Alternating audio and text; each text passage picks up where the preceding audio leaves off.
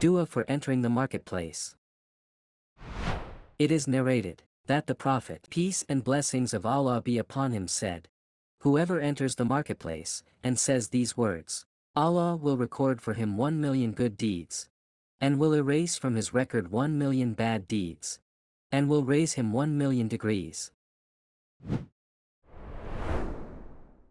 لا إله إلا الله وحده لا شريك له، له الملك وله الحمد يحيي ويميت، وهو حي لا يموت بيده الخير، وهو على كل شيء قدير.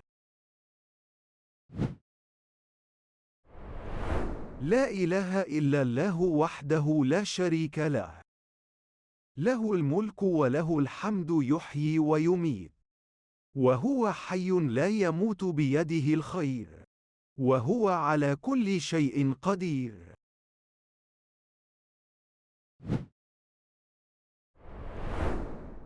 There is no Lord except Allah, He is one and has no partners.